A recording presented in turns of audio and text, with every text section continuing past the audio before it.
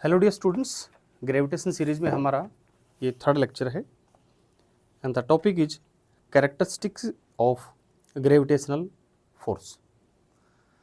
देखिए dear students, our whole universe और we can say our whole cosmos is govern by four fundamental forces, and you are already aware with that. One is gravitational force, electromagnetism force, strong force, and weak forces. And out of these forces, we generally consider gravitational force as very trivial force. कि ये तो बड़ा ही simple सा force है, हर जगह है. But out of these four forces, gravitational force is the most, you can say, least understood force. Still, there are so many complexities regarding this force which are still unsolved. दिखने में तो बड़ा easy है कि अर्थ है, sun है, they are attracting each other with the force of attraction called gravitational force. दिखने में बड़ा आसान है, परंतु ये एक ऐसा फोर्स है जो बहुत ही मिस्टीरियस भी है. It is not essential for our evolution, and it is also, we can say, the core force behind the existence of universe. Without this force, the existence of universe cannot be imagined. So इसका हम characteristics पढ़ेंगे. So इसका first जो characteristic है, that is, it is independent of the intervening medium between two massive body. अब देखिए, पढ़ने में बड़ा सिंपल सा लग रहा है कि very independent of intervening medium, but थोड़ा इसका एक कैरेक्टर समझिए. बेसिकली इसका कैरेक्टर क्या है? We have a body of mass m, another body of mass say lower case m, distance between them is r. Now if we place any object between these two masses, the gravitational force is independent of the nature of this body, size of this body, mass of this body.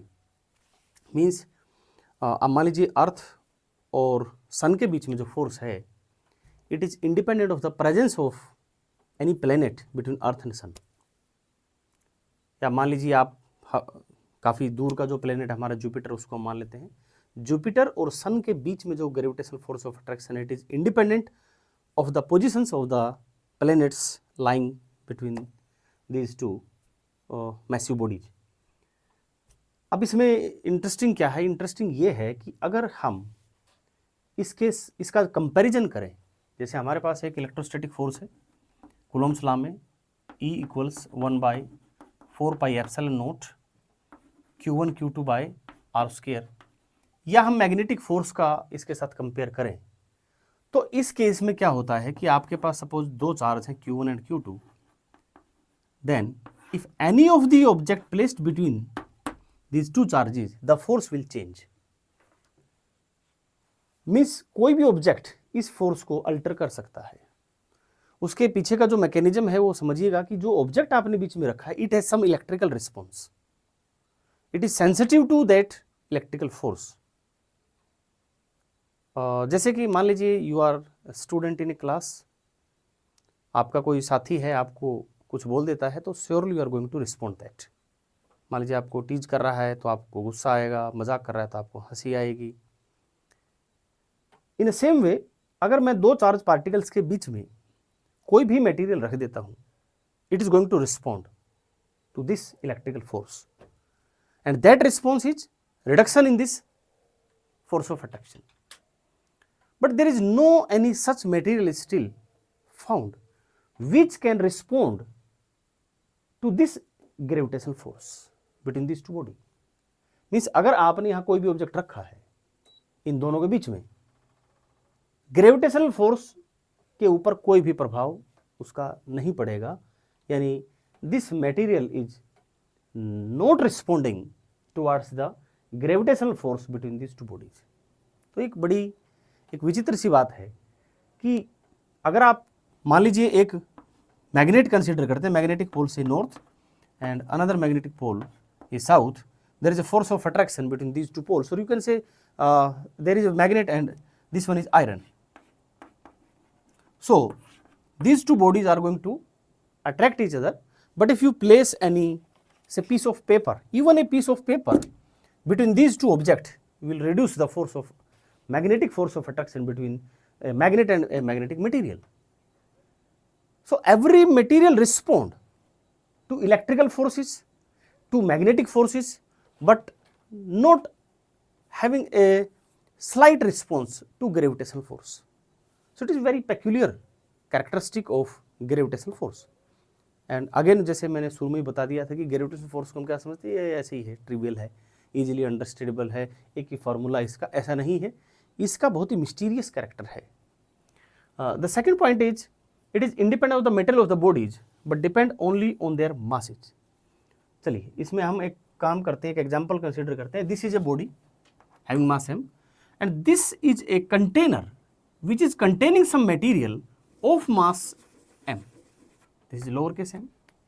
इस ये हमारे पास एक spherical container है और इसके अंदर जो material है it's a chemical material and a chemical reaction is going on. So chemical reaction is going to change the character of the material or the nature of the material. The force of the gravitational force of attraction between this body and this, we can say, material which is contained in a container and a chemical reaction is going on. The force of attraction before the reaction takes place, during the chemical process or chemical reaction, and after the reactant formation will be same. Means it does not matter कि whatever the nature of the material, only factor which defines or decides the gravitational force of attraction is the mass, and no any other factor is going to affect the force between these two. It may be the case, suppose you have some explosive material in this container and you activate that explosive material.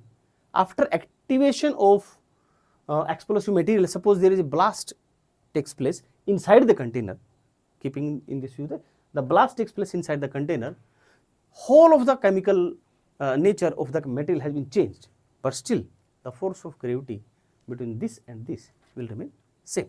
This was the second point. It is also not depending on the physical properties. The first case was of chemical properties, of chemical nature, and the second is physical nature. Physical nature means suppose you have ice in this container. After some time, after increasing the temperature, say the ice melts into water and water vaporizes into vapors.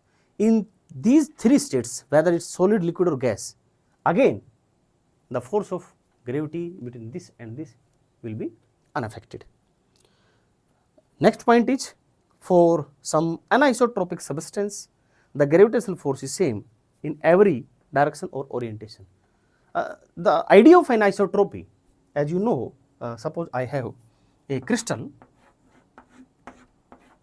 although this is not a good drawing of crystal, but suppose this is a crystal and this crystal has three directions and the axis is taken along these axis, edges of the crystal. These are the x, y and z directions. So if we pass light through this crystal, the refractive index of this crystal is different in different direction, because we have taken the example of anisotropic material. This is not isotropic, this is anisotropic. Means if light pass through this phase, refractive index will be say n1, and in this direction refractive index will be different. Again this is the case of response. Response means अगर इस direction से light जाएगी तो it will respond differently then light passing through this direction. Means अगर मान लीजिए आप class में बैठे हैं, आपका एक दोस्त आपको टीच करता है और अगर आपका दूसरा दोस्त आपको टीच करता है तो your response will be different to both the friends. It will not be same. In a same way it is, its response to light is different in different direction, and it may be possible its response to some electrical field of line or magnetic field lines is also different. But in case of gravitational force, whatever the orientation or the direction of this crystal has, the gravitational force is again same effect in every direction. Or we can say there is no any kind of there is no any notion of anisotropy in case of gravitational force. The fourth point is self-explanatory, that it is independent of the temperature of the body. It is self-explanatory, no need of any explanation is there. Next point is gravitational force is a central force. So central force कहते ही आपको एक बात समझ में आना चाहिए, the angular momentum around some axis will be constant. So it's central force. अब देखिएगा ये फोर्स जो है हमारा इलेक्ट्रोस्टैटिक फोर्स, ये भी एक सेंट्रल फोर्स है. काफी रिजेंबलनेस है इलेक्ट्रोस्टैटिक फोर्स और ग्रेविटेशनल फोर्स में. ये भी इनवर्स स्क्वायर फोर्स है, वो भी इनवर्स स्क्वायर फोर्स है. वहां मास आता है, इसमें चार्ज आता है, यानी काफी सारी सिमिलैरिटीज है. बट इनका कैरेक्टर देखिए कि कितना अलग है उन सारे फोर्सेस से, मैग्नेटिक फोर्स से भी और इलेक्ट्रोस्टैटिक फोर्स से भी. So angular momentum is constant, और इसको दूसरे शब्दों में आप ये कह सकते हैं कि जो भी मोशन होगा इस ग्रेविटेशनल फोर्स के under, that will be confined to a plane. जैसा आप अर्थ और सन का एग्जांपल ले सकते हैं. Earth is revolving around the sun and the motion of earth is confined to a plane. And in other word, or we can equivalently say, the angular momentum of rotation of the earth around the sun is a constant quantity. Next is, it is a conservative force. Again, electrostatic force is also a conservative force, and gravitational force is also a conservative force. So conservative means it conserves some quantity. A number associated with gravitational force is constant, and that number is called mechanical energy, which is just the sum of kinetic energy and potential energy of the system of any system of having some certain mass. So it's E equals constant means the kinetic energy and the potential energy, the sum of both these energy will always be same for this force. That's why its name conservative, means it try to conserve the mechanical energy of any system. So that's why it's a conservative force. So dear student, gravitational force जैसे मैंने कहा, it's very interesting and very mysterious force. इसको हम इतना नहीं समझ पाए हैं जितना हमने अब तक इलेक्ट्रोस्टैटिक और मैग्नेटिक फोर्स को समझा है. Still some other रिजेंबलनेस